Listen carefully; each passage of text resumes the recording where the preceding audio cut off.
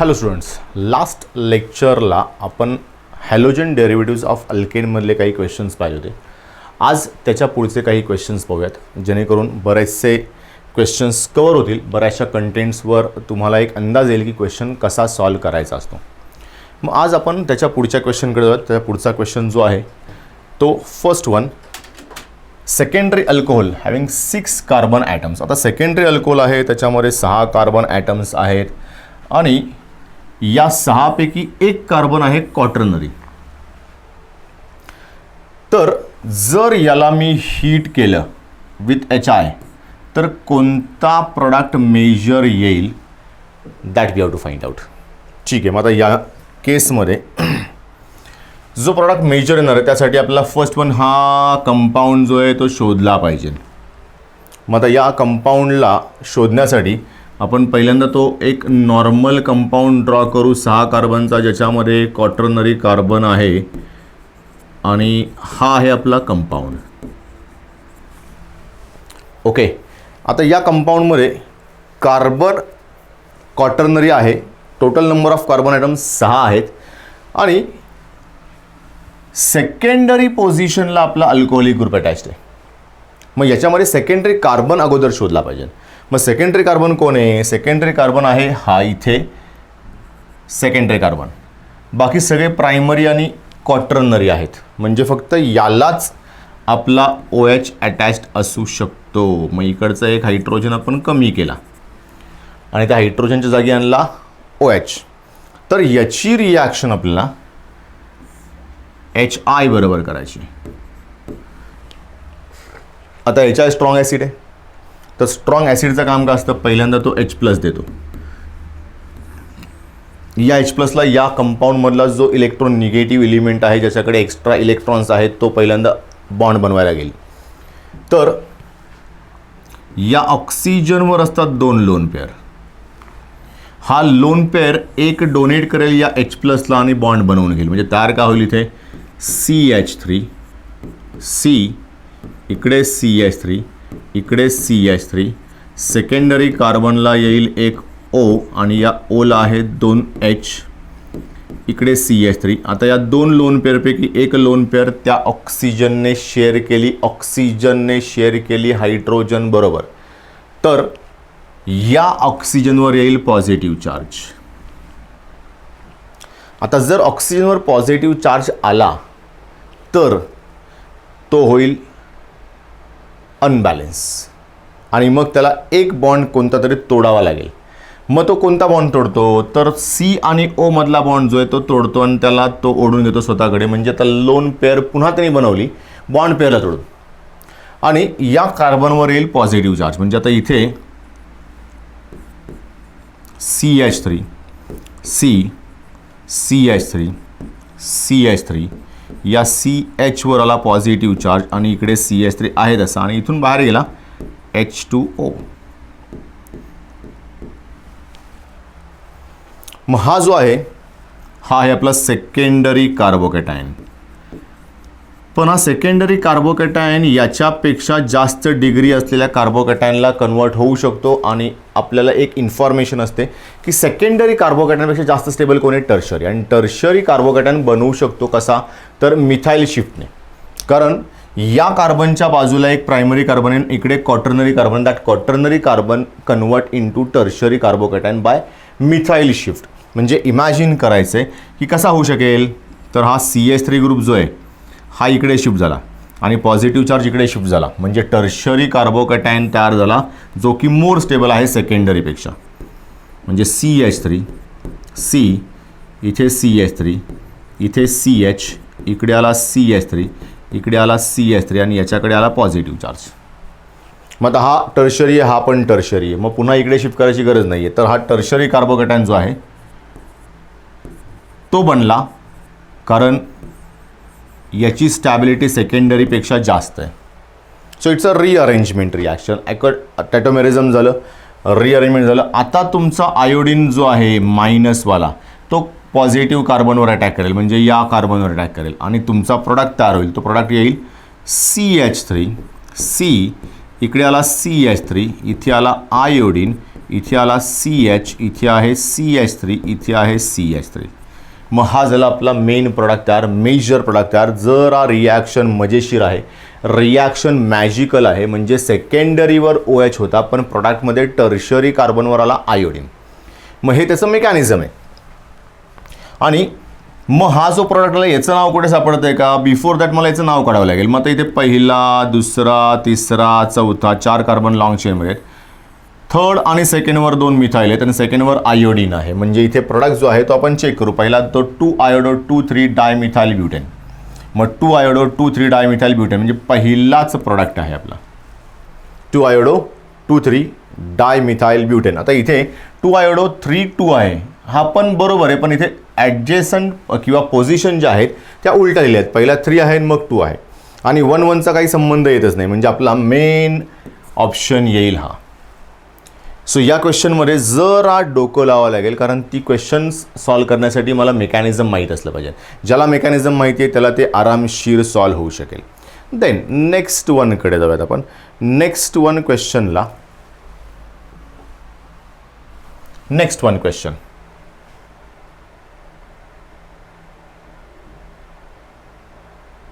Yes, हा question आता आपला झाला होता.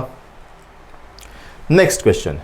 During Finkelstein reaction sodium chloride is precipitated by using dot dot dot.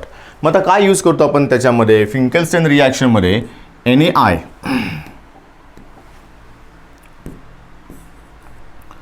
RCl किंवा RBr याची रिॲक्शन आपण NaI बरोबर करतो in presence of dry acetone.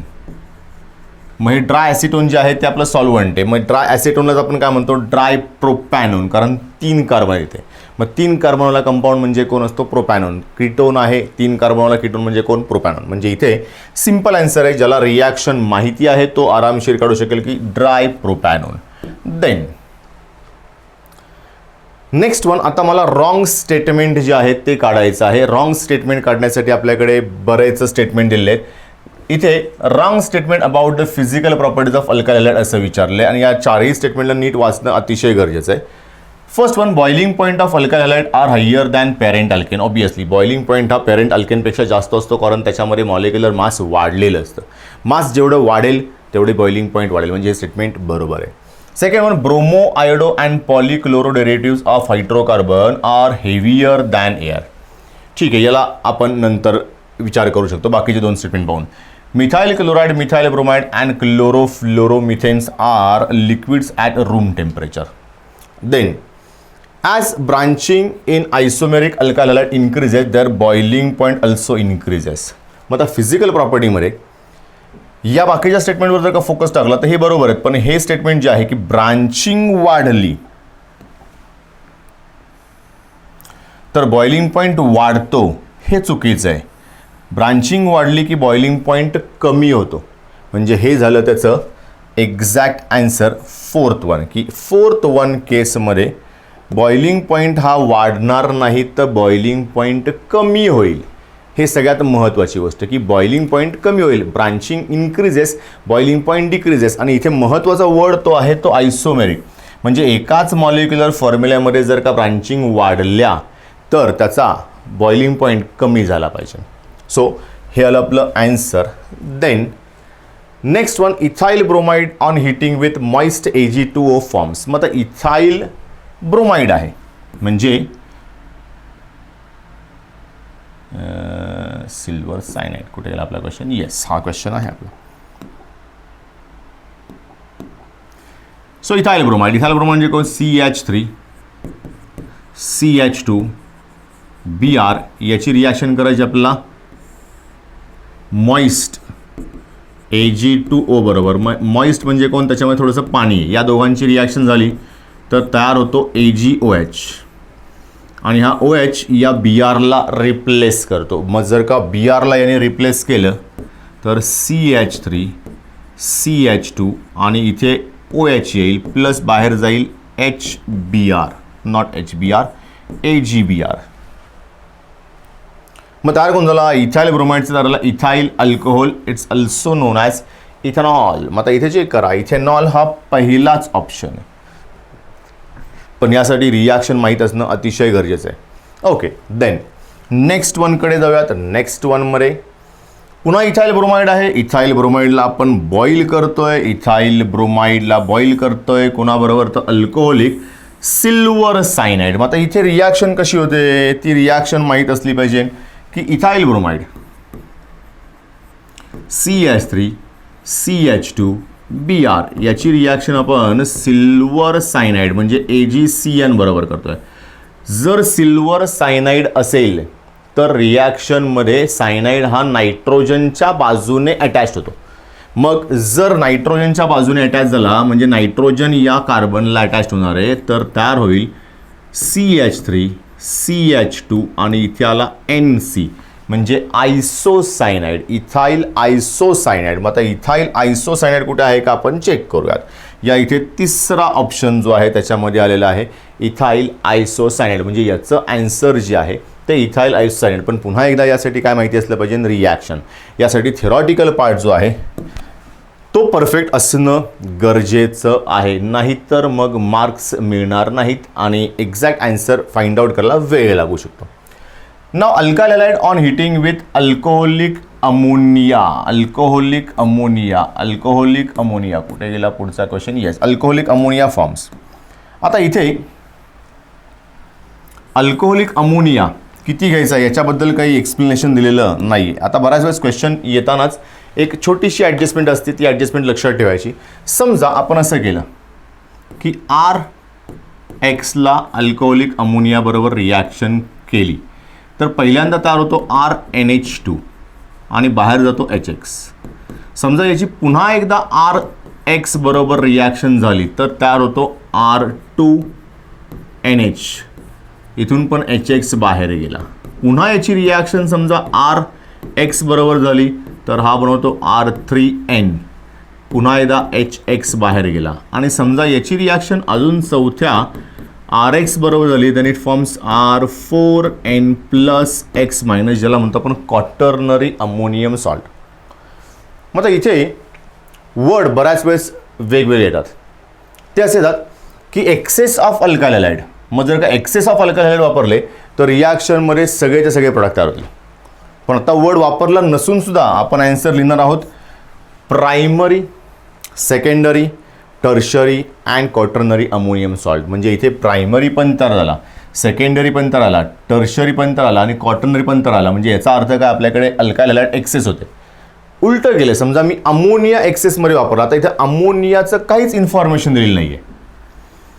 जर अमोनिया एक्सेसमध्ये असेल तर लक्षात ठेवायचं ही रिॲक्शन पहिल्या स्टेजला थांबेल. म्हणजे आता अल्काइल हॅलाइड दिले नसेल तर चालेल, मी चारही प्रॉडक्ट लिहिणार आहे, पण जर का अमोनिया एक्सेस दिला असेल तर रिॲक्शन ही प्रायमरी लेवलवर थांबली पाहिजे. पण आता आपल्याकडे तसा काही वर्ड नाही आहे, म्हणजे आपला आन्सर काय येणार आहे primary, secondary, tertiary along with quaternary ammonium salt. म्हणजे चारही ऑप्शन्स येणार आहेत. सो इथे आन्सर आलं आपलं 4th वन. देन नेक्स्ट वनकडे जाऊयात.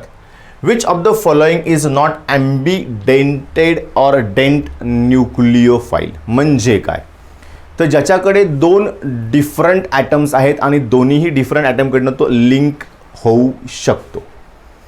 मग या केसमध्ये डिफरंट ॲटम्सवाले कोणते कोणते आहेत ते जरा चेक करूयात.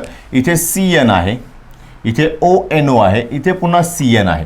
म्हणजे या केसमध्ये तो नायट्रोजन आणि कार्बनमधल्या कार्बनकडनं लिंक होऊ शकतो. या केसमध्ये तो नायट्रोजनकडनं लिंक होऊ शकतो. या केसमध्ये सुद्धा तो ऑक्सिजन आणि नायट्रोजनकडनं लिंक होऊ शकतो. आपल्याकडे रिॲक्शन्स आहेत. For example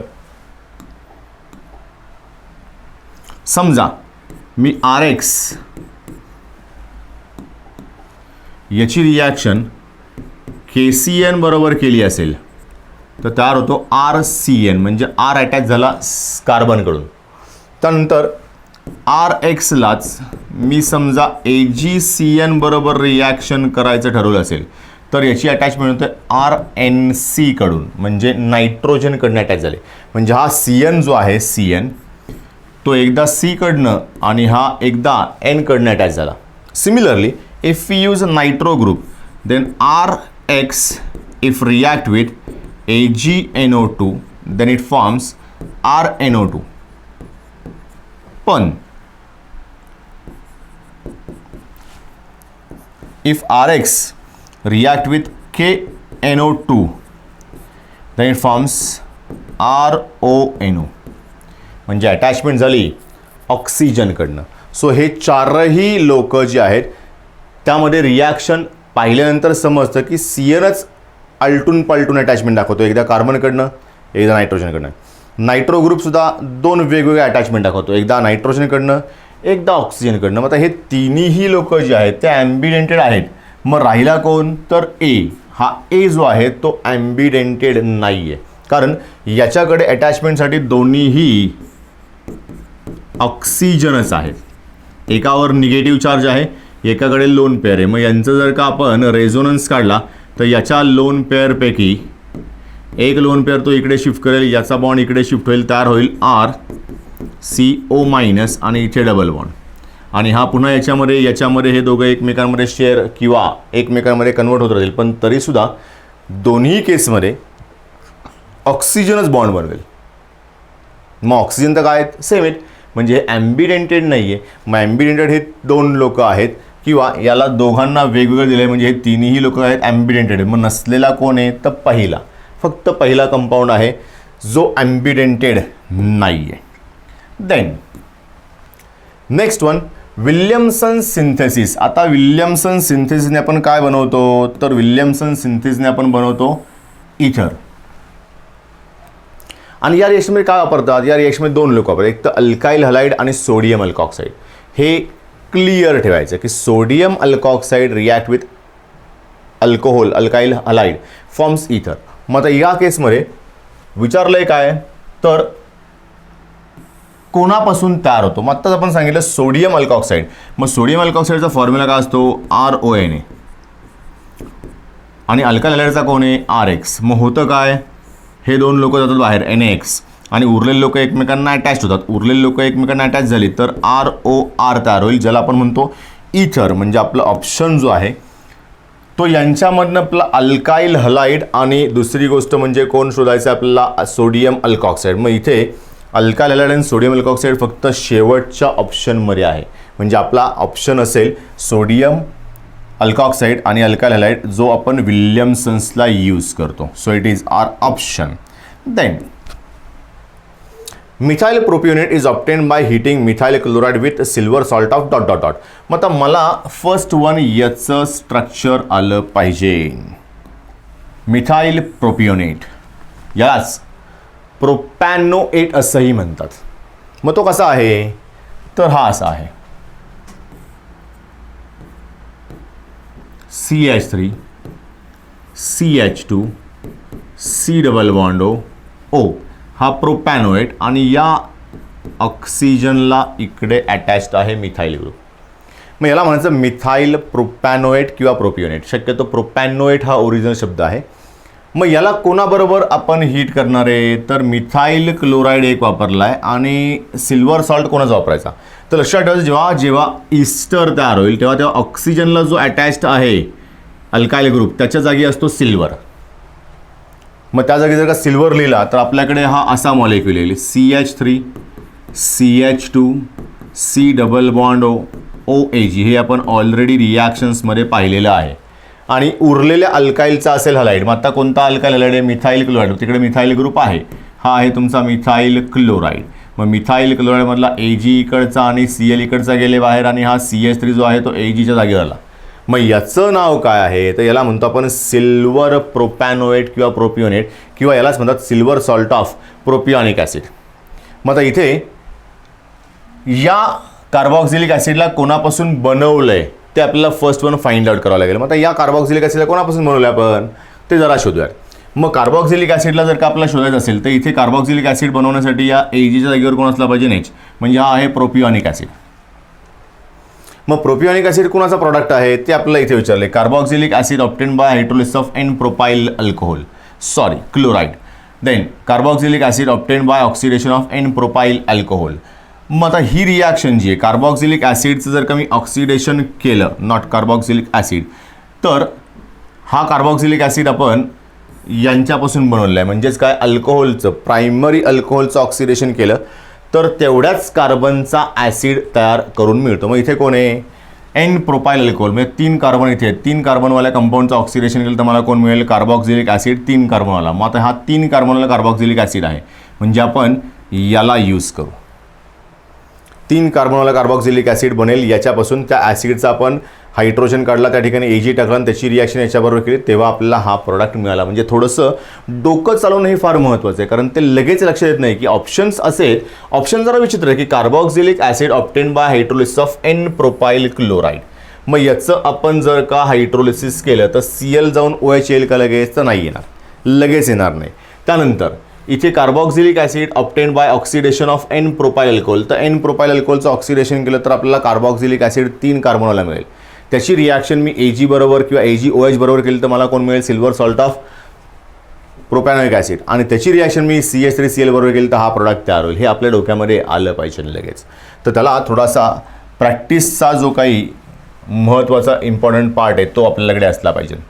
then next one, conversion of alkyl halide into alkene. मग अल्काइल हलाइडला मी जर का कन्वर्ट करतो अल्कीनमध्ये तर कसं करता येईल. समजा इथे आपल्याकडे C डबल बॉन्ड C बनवायचा आहे आणि या कंपाऊंडकडे आपल्याकडे हलाइड नावाचा कंपाऊंड आपण म्हणू शकतो की इकडे X आहे आणि इथे कोण H आहे, तर याला म्हणतो आपण अल्काइल हलाइड. मग अल्काइल हलाइडची एक रिॲक्शन आहे ज्याच्यामध्ये आपण अल्काइल हलाइडपासून अल्कीन बनवतो, ती रिॲक्शन आहे विथ अल्कोहोलिक KOH. आणि या केसमध्ये होतं काय, हे शेजारच्या कार्बनवरनं म्हणजे ॲडजेसंट कार्बनवरनं H आणि X निघून जातो. मग ज्याच्यावर हॅलोजन आहे त्याला म्हणतो आपण अल्फा कार्बन, ज्याच्यावर शेजारचा कार्बन आहे किंवा शेजारच्या कार्बनवरचा हायड्रोजन काढणार आहे त्याला म्हणतो आपण बीटा. म्हणजे हे झालं अल्फा बीटा एलिमिनेशन रिॲक्शन. मग अल्फा बीटा एलिमिनेशन, मग इथे कोण बाहेर गेलं आहे, एक हॅलोजन एक hydrogen, so it's called as dehydrohalogenation. मग डी हायड्रो हॅलोजिनेशन सेकंड ऑप्शनला आहे. म्हणजे ही रिॲक्शन कोणती असली पाहिजे, dehydrohalogenation. Then next one, during dehydrohalogenation alkyl halide formation of major product is decided on the basis of. मग आता कोणावर डिपेंड आहे तो मेजर मायनर रूल, तर तो आपण फाइंड आउट करतो बाय युजिंग सेट-झेफ रूल. मग सेट-झेफ रूल काय आहे, समजा आपल्याकडे 2 कार्बन आहेत,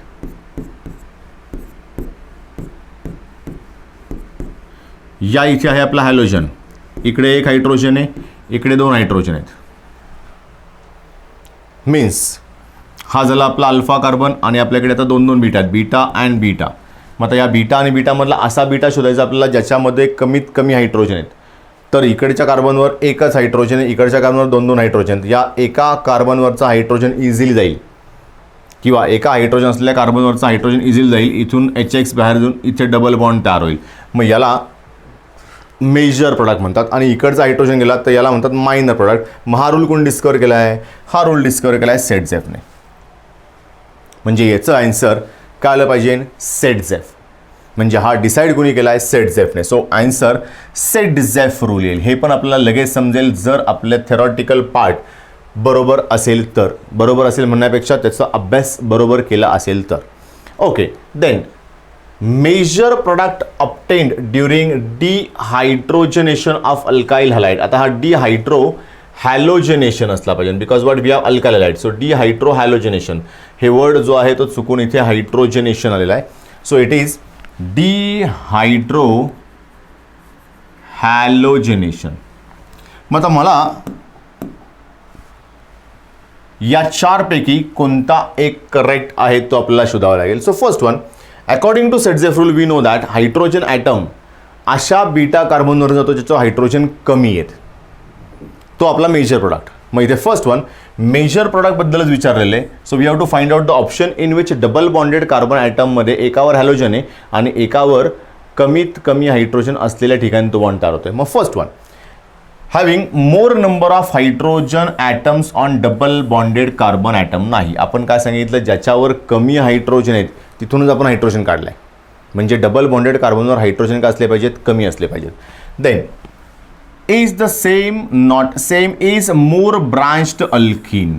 मोर ब्रांचवाला काही संबंधचा येत नाही आपला. Then alkene having least number of hydrogen atom CS.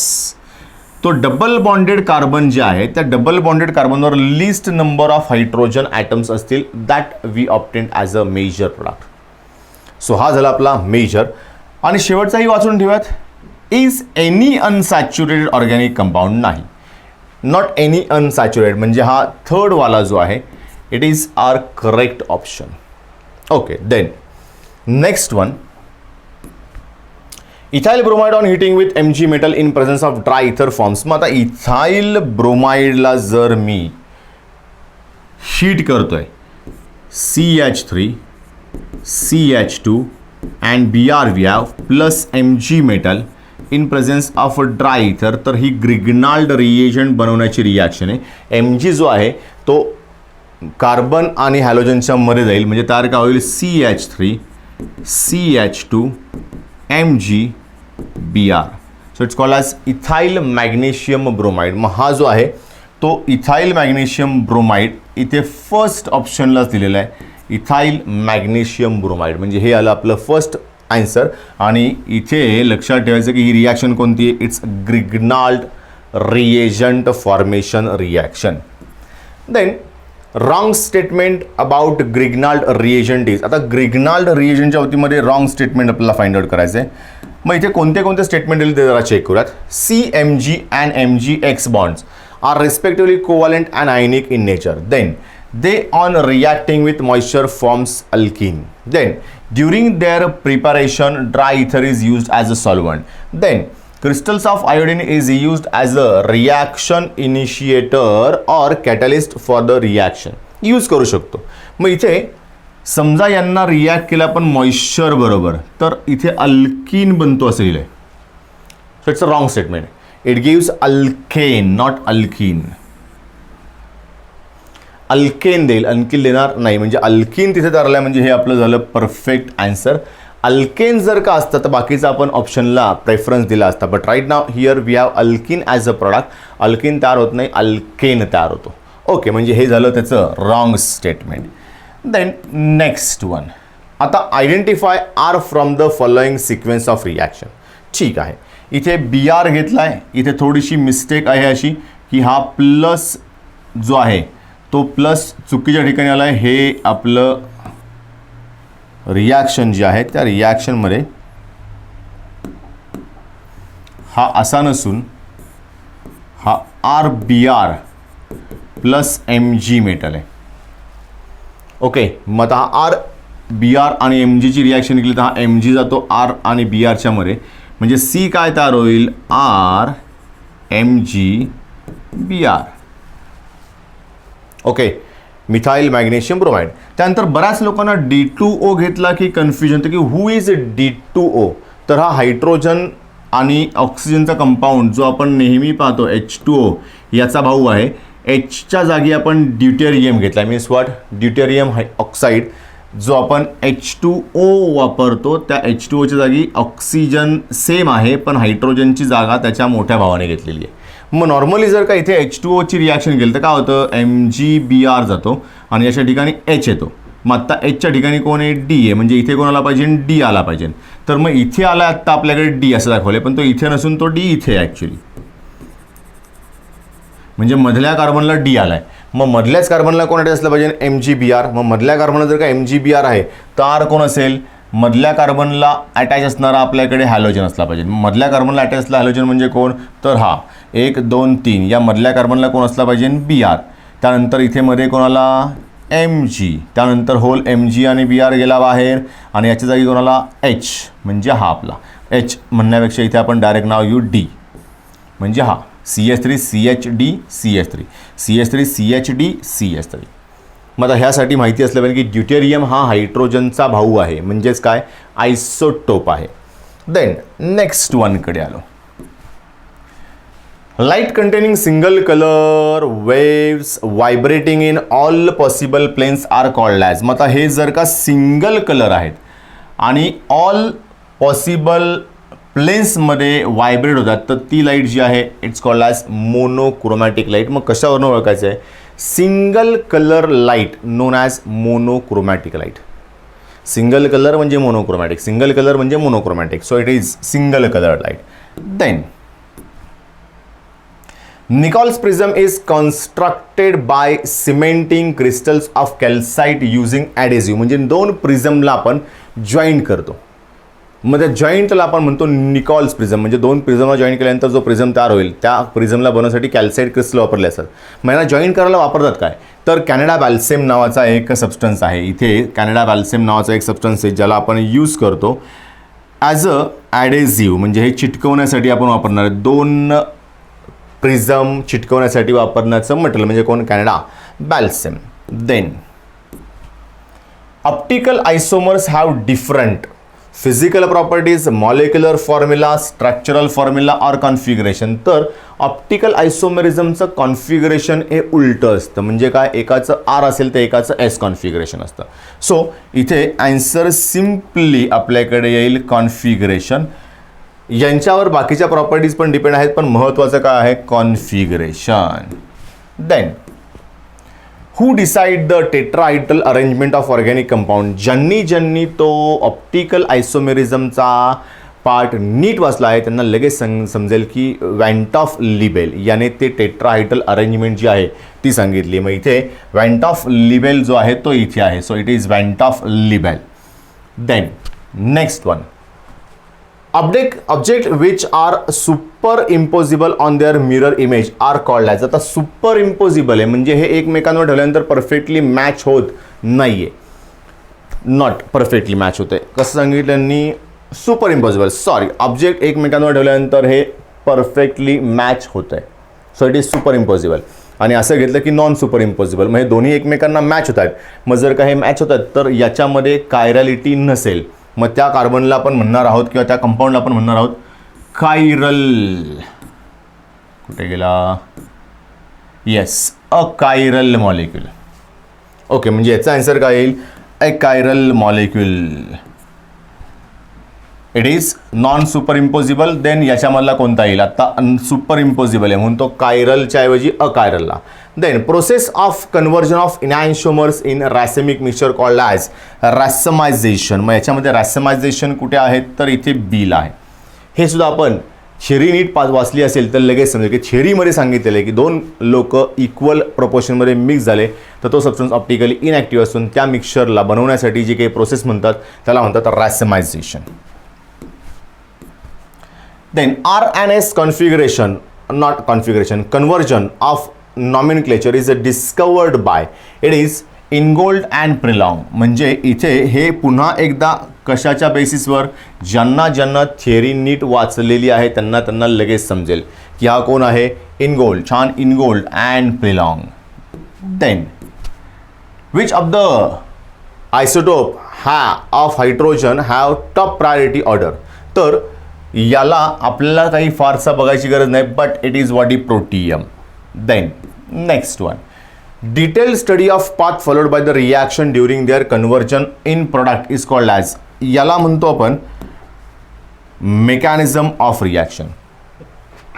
म्हणजे एखादी रिॲक्शन कशी होतीये याचा पूर्ण स्टडी कशामध्ये करतो आपण, तर मेकॅनिझममध्ये करतो. मग त्या मेकॅनिझमला आपण म्हणतो detail study. Then next one, in multistep reaction which of the following decide the rate of reaction. Rate of reaction ही नेहमी स्लो रिॲक्शन किंवा स्लो स्टेपवरनं काढली जाते. मग स्लो स्टेप जी असते that gives you rate, it's called as rate determining step also. Okay, मग याच्यामध्ये स्लोवेस्ट स्टेप असा थर्ड ऑप्शन आहे, means our answer is slowest step. Wrong statement about SN2 reaction is. मग SN2 रिॲक्शन कोण आहे, तर बाय मॉलिक्युलर, म्हणजे ज्याला दोन्हीही मॉलिक्यूल लागणार आहेत रिॲक्शन करण्यासाठी. SN1 मध्ये रिॲक्टंट इज सफिशियंट, रिएजनची गरज पडत नाही. आणि या केसमध्ये न्यूक्लियोफाईल कुठूनही अटॅक करू शकतो, पण SN2 मध्ये न्यूक्लियोफाईल नेहमी बॅक साईडने अटॅक करणार आहे आणि फ्रंट साईडने आपला ओरिजिनल न्यूक्लियोफाईल बाहेर जाणार आहे. So first one, it is second order single step reaction. मग SN2 ही सेकंड ऑर्डर आहे का, येस. 2 जो आहे that indicate it is second order reaction आणि second order single step reaction. त्यानंतर OH attack carbon atom of CH3 group due to positive inductive effect. ठीक आहे, OH attack करतो बॅक साईडने, फ्रंट साईडने हे नाही सांगितलं त्यांनी, पण CH3वर पॉझिटिव्ह इंडक्टिव्ह इफेक्ट आहे असं त्यांचं म्हणणं आहे. ठीक आहे, आपण तोही चेक करू. OH attack from back side of Br due to presence of empty sigma or molecular orbital on carbon. हेही आपण पाहूयात. आणि does not involve the formation of carbonium ion. मग आता महत्त्वाचं, मला या केसमध्ये ज्यांनी स्टडी केलं आहे त्याला लगेच समजेल की ऑलरेडी कार्बनने 4 बॉन्ड बनवलेले आहेत. मग जर का या कार्बनने 4 बॉन्ड बनवलेले आहेत, 1 2 3 4, इकडे आहे Br, तर हा 4 सिग्मा बॉन्ड बनवतोय, त्याच्याकडे एम्प्टी सिग्मा मॉलिक्युलर ऑर्बिटल कुठून येईल? त्याच्याकडे एम्प्टी सिग्मा मॉलिक्युलर ऑर्बिटल नाही आहे, त्याच्यामुळे OHला अटॅक करताना एम्प्टी मॉलिक्युलर ऑर्बिटल मिळणार नाही आहे. सो थर्ड स्टेटमेंट जे असेल it is wrong one. SN2 reaction is performed with dextrorotatory alkyl halide, then the product must be. आता SN2 मध्ये एका बाजूचा न्यूक्लियोफाईल जो आहे तो दुसऱ्या बाजूच्या येणाऱ्या न्यूक्लियोफाईलमुळे बाहेर निघून जाईल. म्हणजे आधीचा न्यूक्लियोफाईल इकडे होता, नंतरचा न्यूक्लियोफाईल इकडे आहे, म्हणजे काय झालं, एक जॉमेट्री एक्झॅक्ट उलटी झाली. So 100% product obtained with inversion of configuration. मग आता ओरिजिनल सबस्टन्स आपला कसा होता, डेक्स्ट्रो होता, तर येणारा नवीन सबस्टन्स कसा असेल, लेवो असेल. सो इट गिव्स लेवो रोटेटरी सबस्टन्स, मीन्स व्हॉट, लेवो आयसोमर. मग हा झाला त्याचा एक्झॅक्ट आन्सर 2 वाला. Then wrong statement about SN1 reaction mechanism is, first one, it is single step first order unimolecular reaction. इथेच आपलं काम झालेलं आहे. आणि इथे जी SN1 रिॲक्शन आहे याच्यामध्ये 2 स्टेप्स आहेत आणि SN2 जी आहे त्याच्यामध्ये 1 स्टेप आहे. मग यांनी सांगितलं काय, सिंगल स्टेप, म्हणजे हेच झालं wrong statement. It is not a single step, it is what, 2 step reaction.